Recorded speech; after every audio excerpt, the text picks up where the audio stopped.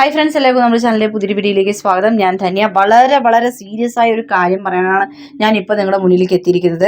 അതായത് തിരുവനന്തപുരം പേരുമല എന്ന് പറയുന്ന സ്ഥലത്ത് വെച്ച് 5 പേരെ ഇല്ലാതാക്കിയ ഒരുത്തൻ്റെ കാര്യമാണ് ഞാനിപ്പോൾ പറയുന്നത്. പക്ഷെ എന്ത് പറ്റി, എന്ത് സംഭവിച്ചു, എന്താ കാരണം ഒന്നും അറിയില്ല. ന്യൂസ് കണ്ടപ്പോൾ തന്നെ എനിക്ക് വല്ലാത്തൊരു വിഷമം തോന്നി. പക്ഷെ ഏതിയ പോയാലും എന്താ പറയുക, മക്കളെ ഈ മയക്കുമരുന്നിന് അടിമയാണ്, അങ്ങനെ എങ്ങനെയെന്നൊക്കെ പറഞ്ഞിട്ട് കുറേ പറയും. എന്നിട്ട് അവസാനം അവനെ രക്ഷപ്പെടാൻ അനുവദിക്കും. പക്ഷേ ഇവൻ എന്താ ചെയ്തു എന്നൊന്നും അറിയില്ല. ഇവൻ്റെ ഉപ്പാൻ്റെ അഫാൻ, AR അഫാൻ, 24 വയസ്സ് മാത്രം പ്രായമായിട്ടുള്ളൂ.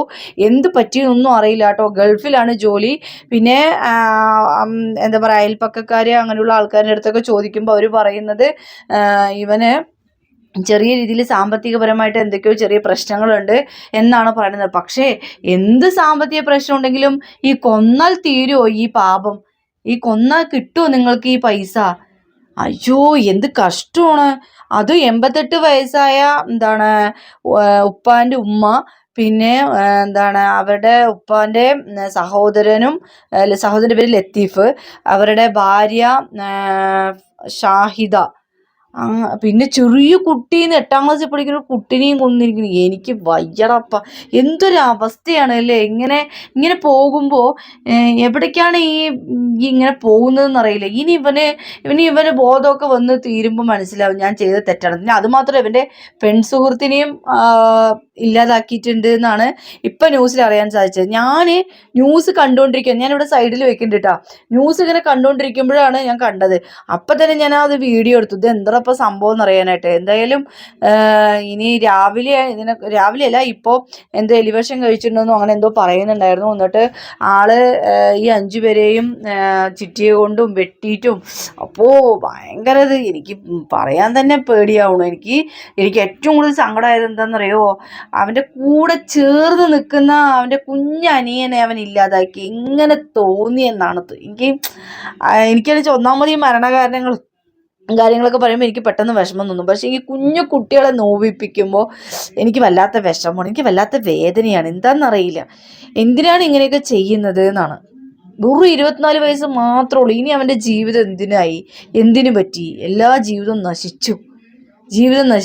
ഇനി ഉപ്പാനെ കാണാൻ പറ്റുമോ, ഉമ്മാനെ കാണാൻ പറ്റുമോ? സ്വന്തം അനിയൻ പോയില്ലേ, സ്വന്തം എന്താ പറയുക, ഉപ്പാൻ്റെ അമ്മനെ കൊന്നു, അമ്മനെ ഇല്ലാണ്ടാക്കി. അതുപോലെ ഉപ്പാൻ്റെ സഹോദരനെയും സഹോദരൻ്റെ ഭാര്യേനെയും ഇല്ലാണ്ടാക്കി.